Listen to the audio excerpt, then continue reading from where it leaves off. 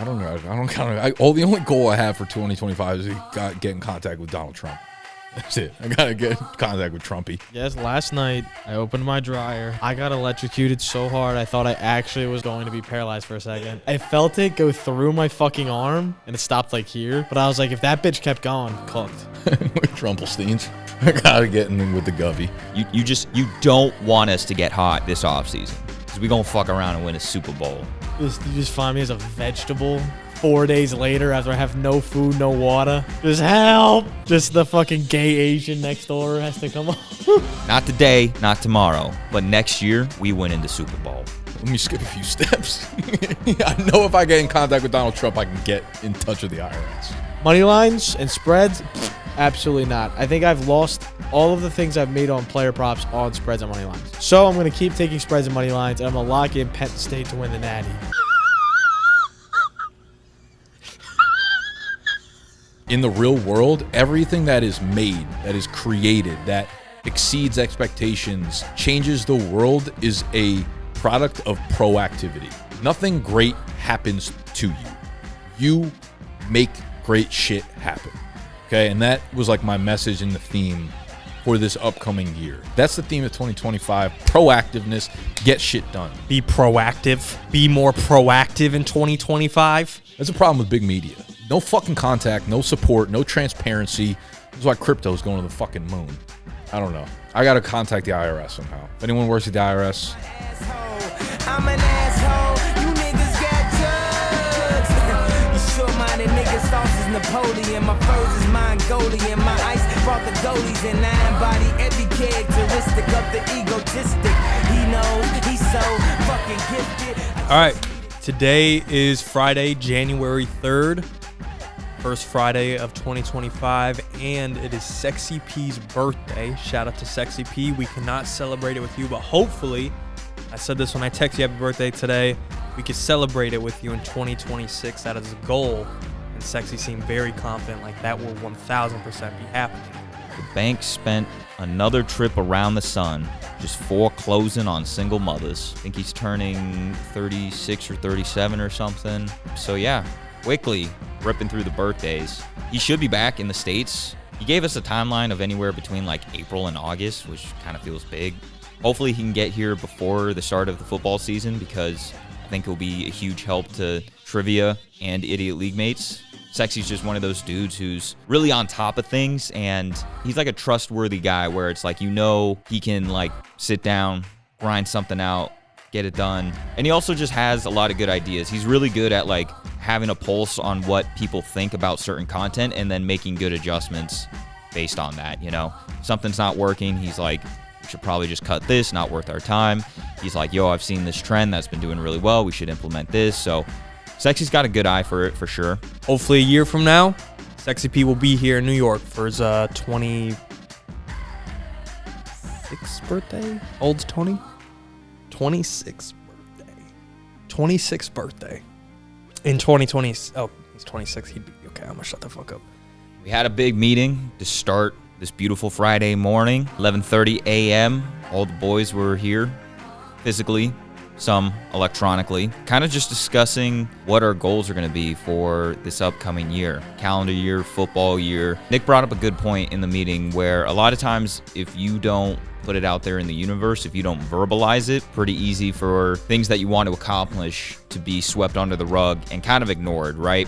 It's like once you tell someone that you want to do something, you feel bad not doing it. So that kind of motivates you.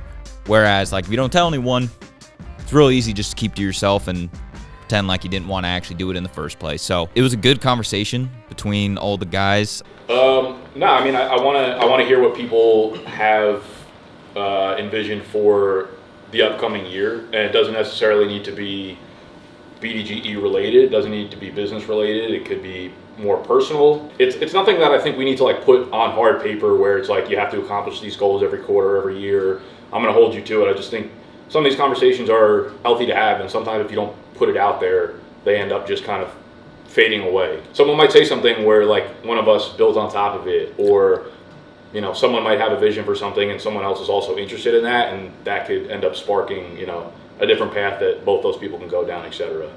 So Yeah, nothing like super concrete. I just feel like it's a good open platform to talk a little bit more about maybe ideas that we haven't really got into, because during the season, obviously, we don't really have time to have these conversations because we know we're doing on a day-by-day, week-by-week basis, so we don't have like hours to just spend, you know, brainstorming and kind of fucking around like this. So I thought it'd be good to put it on the calendar. Sometimes you just got to rally the troops a little bit, you know, see where their minds are at, see where they want to go for the following year. A lot of times when you don't say things out loud, or you don't put them on paper, or you don't make conscious decisions to go after something, they're not going to happen. And the more you put things out there, the more likely you are to follow up on them. You know, it was something I was talking about to the guys before. There are just really two types of people out there. There are reactive people and there are proactive people. Realistically, I think there are like two types of people in the world, and that there are people that are reactive to things and there are people that are proactive about things. Like reactive people allow things to come to them and then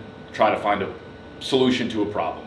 Whereas people that are proactive, you choose your life and you build your life when you are proactive rather than having life happen to you. If you're not proactive about things, if you're not following up about things, if you're not going above and beyond with things when you are tired, when you are, whatever the case may be, like you're not going to make anything happen unless you are proactive about things. So I want that to be a theme of 2025, proactivity. And I think we do a good job of it for the most part. I'd like to see more persistence on things, more like annoyance on things, less worrying if it works for other people, and more making sure that you see your vision through about things that you are working on. And not everything about being proactive is going to end up being some major like eye-opening event for us or something that like makes something huge happen, but I promise you, like the big things that do happen in your life only come from being proactive. Like you are not going to achieve really, really high level things or like reach your goals if you're not being proactive about shit. Again, doesn't guarantee success, but I promise you that successful things that happen in your life only come from being proactive. Reactive people can be fine, but that's all they're ever going to be. You wait for things to happen to you, but everything fucking great that happens in the real world, everything that is made, that is created, that exceeds expectations, changes the world, is a product of proactivity. Nothing great happens to you. You make great shit happen. Okay. And that was like my message and the theme for this upcoming year. Going above and beyond gives us, it doesn't guarantee greatness, but it gives us the at-bats for greatness when that's a zero if you are reactive to things. Like even every friend group you have, there's always like one or two people who are the proactive people. And if you didn't have those people, shit would not get done. The people who plan the trips, the fantasy football league commissioners, the ones who go out of their way to contact everybody to collect the dues, they deal with the annoying shit in the background so you don't have to. Those are the type of people you want to surround yourself with at scale. Because imagine surrounding yourself with 10 people that are always just trying to get shit done. You know what happens? You get shit done, okay? So that's the theme of 2025, proactiveness, get shit done. Personally, I want to take a lot of the editing that I do off my plate because I want to be in a more creative role where I'm focusing on upcoming content and like the quality of content that we're doing. And I think last year and even years prior, I've had so much editing work to do that I get stuck in these rhythms and motions where I don't really feel like I have time to kind of step back and look at the content that I'm editing in a broader view. My day-to-day worry is a lot of just getting content out there. So I feel like over the years I've spent so much time editing, and that's been my role here, but I feel like it's always come at like a sacrifice of making content, where a lot of times when we're filming things, it's me just like sitting on a couch and kind of thinking about the content that we're filming like right there for the first time almost. This time next year, I'm hoping that we have like a little squadron of editors that we all trust. We don't have to like hold hands with anymore. We can kind of just send videos and know that like in a timely manner, it will be posted, good to go. This time next year, I want to get to a point where we have 1, 2, 3, however many guys that we feel really comfortable with, knowing that if we give them an editing project that they can turn around in a timely manner and have it up to a good quality that we feel comfortable with, and we don't have to hold hands, we don't have to stress about them getting it done, anything like that. So not like an official job opportunity, but like definitely if you actually know how to video edit like hit me up, Tony at BDGE.co. Like, we definitely need the help. Dynasty football is around the corner, so there's going to be videos of that. Still going to do Idiot League Mates twice a week. Episodes coming out Wednesday and Friday, at least for like the playoffs and probably going into the off season. So definitely want video editing help with that, and that's really going to be the main focus. I think everyone had some really good goals. I think Tony is fucking rolling right now. Despite in the last vlog, I found out he's moving away at some point in time. Didn't know that, but now I know that. Yeah, he's cooked. Done. Out of here. Gone forever. Aaron Hernandez. Never see him again. No, it's kind of crazy. Time flies. Priorities change. Everything. For now, he's rolling, doing Idiot League Mates, and we'll see where that goes in the future.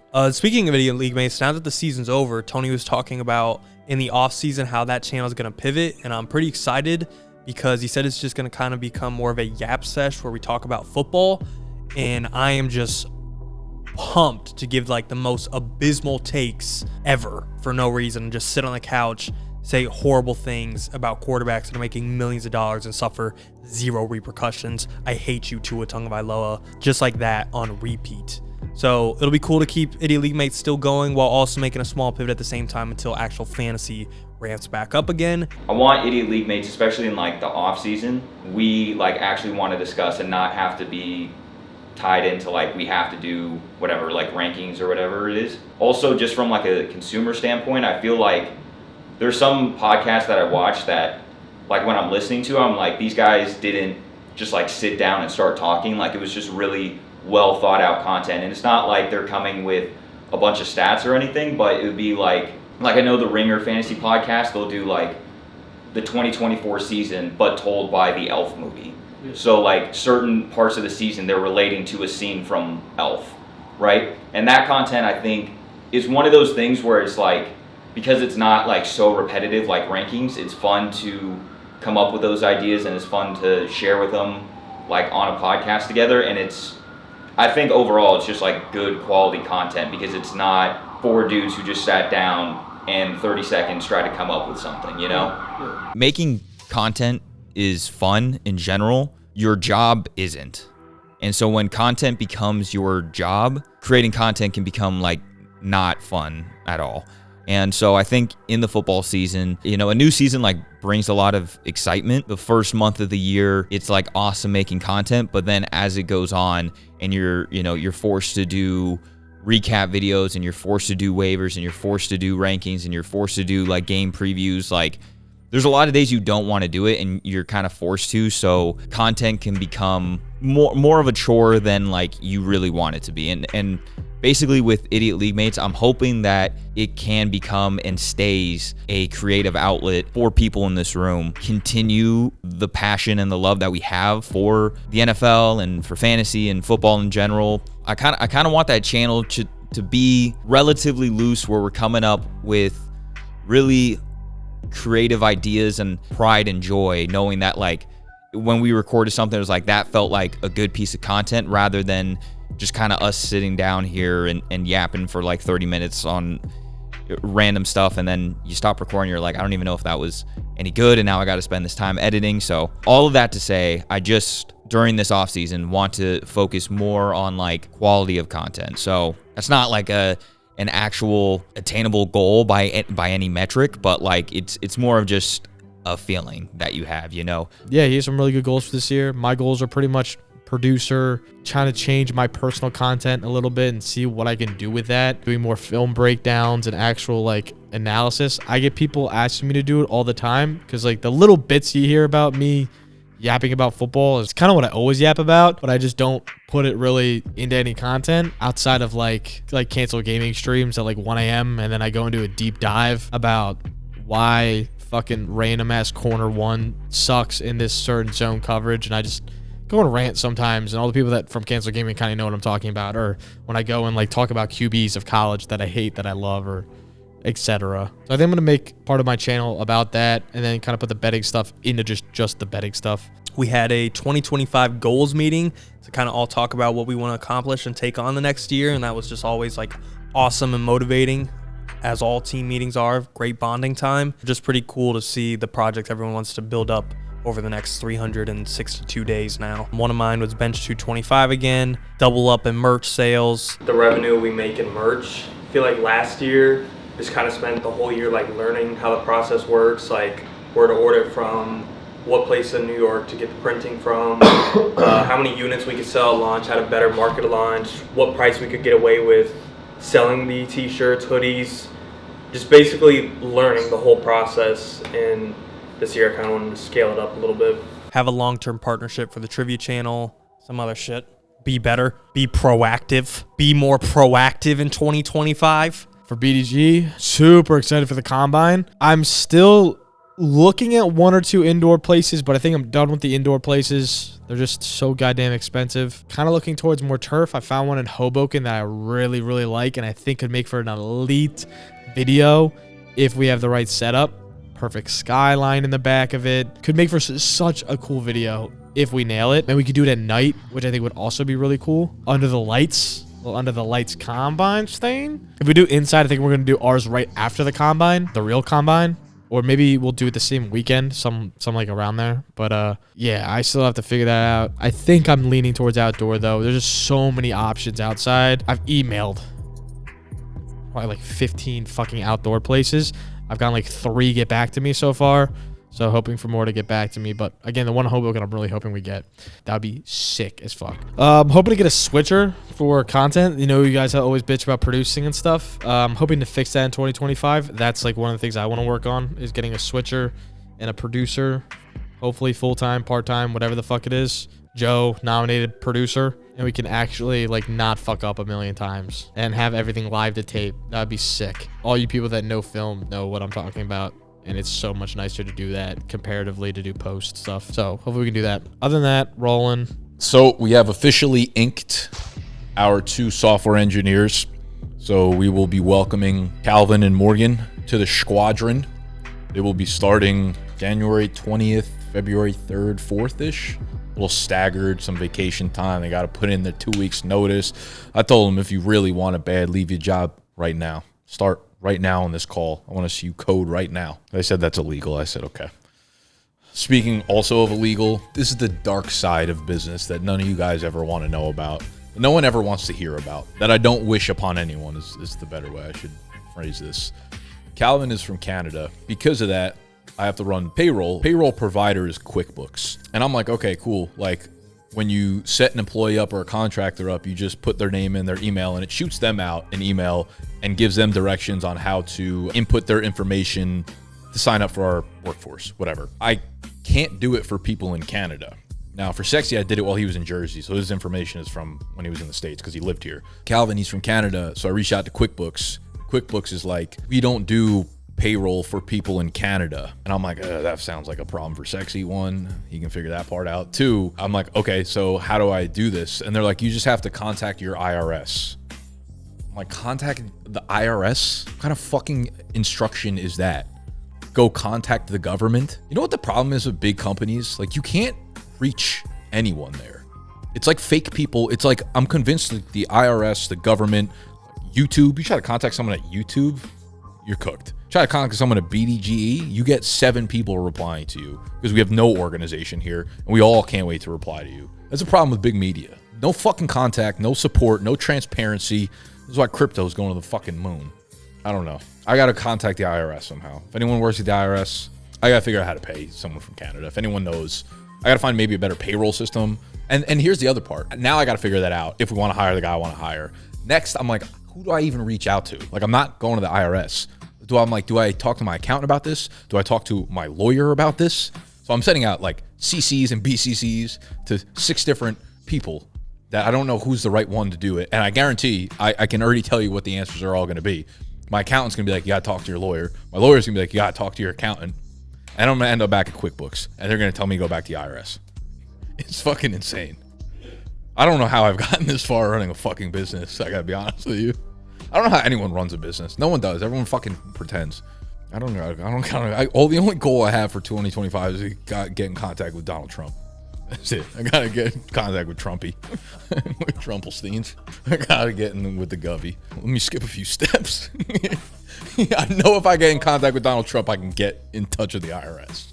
Wednesday, I packed up all the merch that was waiting to be restocked. It got restocked on Wednesday, and I packed it up and shipped it out. For those of you who were ordered after December 7th, I unfortunately couldn't ship it out to you until yesterday, which was New Year's Day, January 1st. So anyone that has been waiting for a month, thank you so much for waiting. We appreciate you.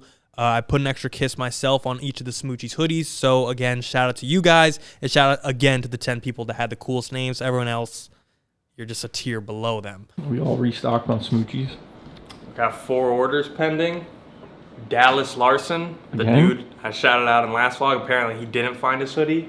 Brady Green leading the cool name list of these top 4. It's gonna be bad. Abram Jaramillo, and then Diego Soto Medina.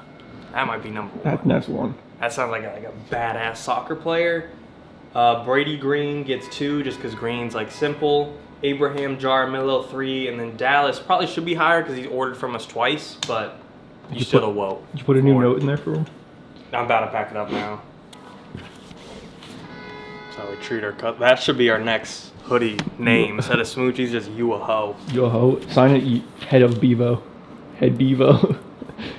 Nah, Dallas, frame that, save it for when we're billionaires. He's not even gonna get this. He's gonna go to the wrong Dallas again. Yeah. Week 18 in the NFL season. By the time you're seeing this, it'll be about playoff time. I gave my college football predictions last time. Let's give them again. Here's the other thing to preface before I get into that. I'm awful at money lines, apparently, is what I've noticed over the course of the season. Player props, great. College football, I'm up big in player props this year. Money lines and spreads, absolutely not. I think I've lost all of the things I've made on player props on spreads and money lines. So I'm going to keep taking spreads and money lines, and I'm going to lock in Penn State to win the Natty.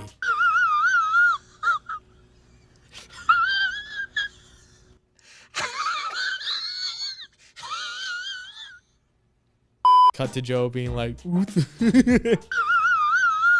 Penn State winning the Natty, lock it in. I said that in my college football preview with Jack months ago that I think Oregon can win it all. Notre Dame worried me. Everyone's like, oh, Notre Dame's going to win it all. Well, Notre Dame presented 6 points of real offense in that entire game. They had a kick return. They had the fumble. They had the other fumble. Turnover on downs. They had the other turnover on downs. Like, there's just, their defense pretty much carried. Same with special teams and everything. So, Georgia just got their fucking momentum stopped. It was just tough. Like, the defense carried for Notre Dame. My only worry about that is, I don't know how they're going to do against Tyler Warren and Penn State and the rushing attack that Penn State has. Penn State is that elite. And if they shut down Notre Dame like the way Georgia did on offense, like, I don't see a way Penn State really loses unless, again, they do what Georgia did and lose the game themselves. I don't think Penn State's going to make those mistakes. So I think we're going Penn State. No, God! No, God, please, no! No! No! No! On the other side of the bracket, you got to go Ohio State. They're the hottest team in all of college football. And Texas almost lost to Arizona State. Respect to Arizona State. I said they were going to lose by a lot. They didn't. They put up a fight. Quinn Ewers, Jack had listed as the best quarterback in college football. I think that is the most asinine take to ever have, ever. In college football playoff, mind you, but still. He looked bad against ASU. I don't care if he had the last clutch touchdown in overtime. I don't give a fuck. He nearly choked the entire game away by throwing a post into double coverage. It would have been good if he would have lasered it, but he threw it lofty and threw a pick in the double coverage on a drive you needed to seal the ball game. What the fuck are you doing? Thoughts? Nothing there crazy, but that's my college football talk. That's my spiel. In the championship, I had the Ducks. They fumbled really hard. They sucked. I have Penn State winning it all. In Ohio State-Penn State rematch. Last time was a close game, but I think Ohio State, Penn State rules it out. What was that acne company like back in the day that just dominated infomercials? Proactive? Was it called Proactive? I'm about to fucking buy that fucking product right now. I'm about to put it up on the background of my videos. They were fucking ahead of the game. I'm just learning about proactiveness right now. Them motherfuckers were already making creams about it. That cream didn't solve acne issues. It solved reactive issues, all right? That's really what this shit comes down to. So, guys had some goals. We had some conversations. We talked about some things, and now we move forward into 2025. Coming for you, IRS. I think we're like the Lions of last year, where it's like we had some holes on the roster. Defense was a little shitty, but like you give us this offseason and we're coming out as a legitimate Super Bowl contender, barring any injuries. Hopefully Gut doesn't need another hip surgery, but like for the most part, on paper, we are the paper champs of 2025. You don't want us to get hot this offseason because we're going to fuck around and win a Super Bowl. Not today, not tomorrow, but next year, we win in the Super Bowl.